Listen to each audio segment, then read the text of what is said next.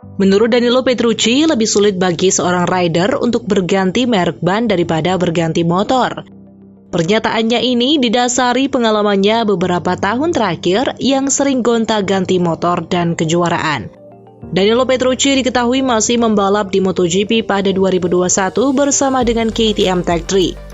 Setahun kemudian dia pindah ke Rally Dakar dan pada tahun selanjutnya dia pindah ke Moto Amerika. Kini di tahun 2023, Danilo Petrucci membalap di World Superbike. Semua kelas dan kejuaraan tadi memakai ban dari merek yang berbeda-beda.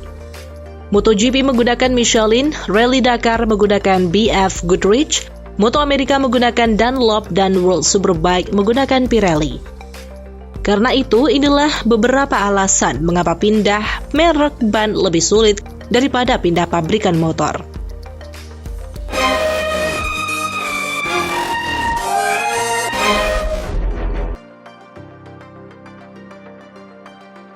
Danilo Petrucci menjabarkan beberapa perbedaan struktur ban dari masing-masing merek.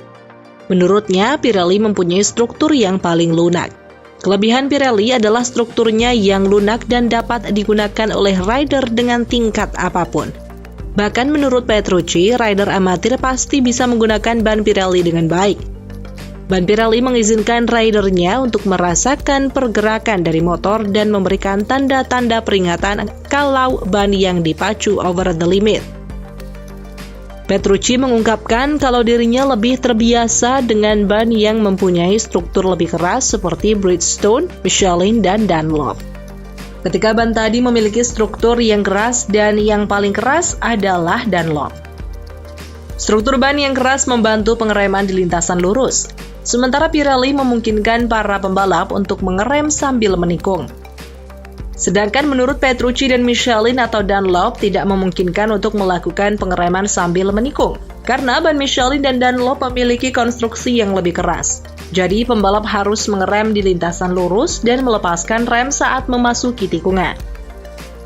Petrucci kemudian menjelaskan bahwa untuk mengoptimalkan Michelin dan Dunlop, pembalap perlu untuk membiarkan bagian belakang motor untuk mengalami slide saat akan memasuki tikungan.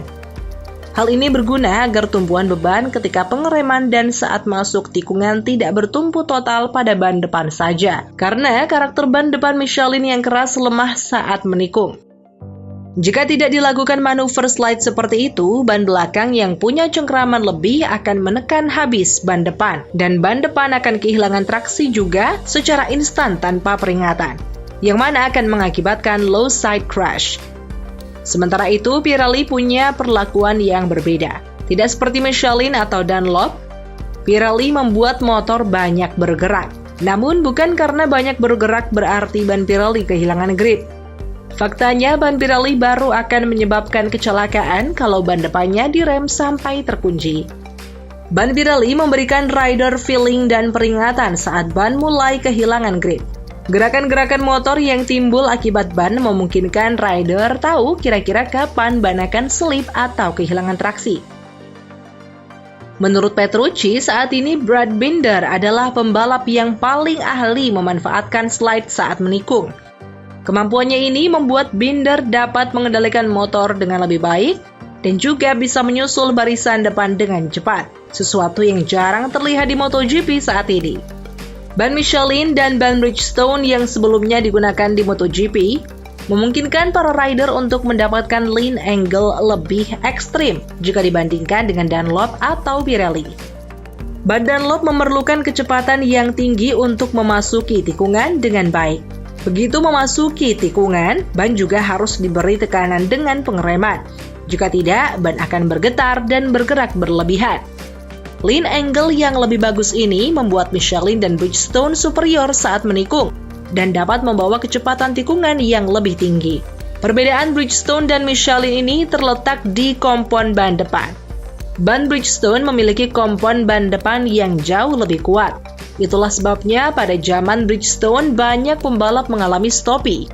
Ban Michelin tidak seperti itu. Ban Michelin punya kompon belakang yang istimewa, dan karena itu keseimbangan saat menggunakan rem belakang dan depan adalah hal yang sangat penting.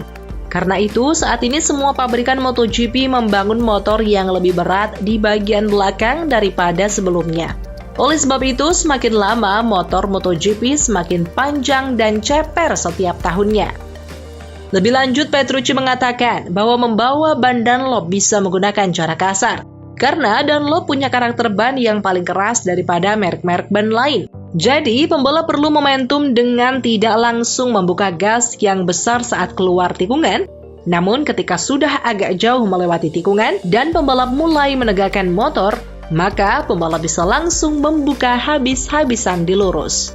Sementara karkas ban Michelin lebih lembut dari Dunlop, jadi pembalap harus halus membawa motor terutama saat masuk dan keluar tikungan dan tidak boleh terlalu agresif.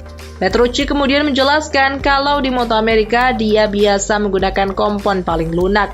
Hal ini karena aspal Amerika tidak terlalu bagus sehingga sulit mendapatkan grip. Saking kuatnya dan kerasnya struktur ban Dunlop, Petrucci sampai bilang kalau orang-orang bisa datang ke dealer ban dan duduk di ban Dunlop, ban itu tidak akan rusak. Danilo Petrucci lalu juga mengatakan kalau ban Pirelli tidak perlu dipanaskan dengan lama seperti ban Michelin ataupun Dunlop.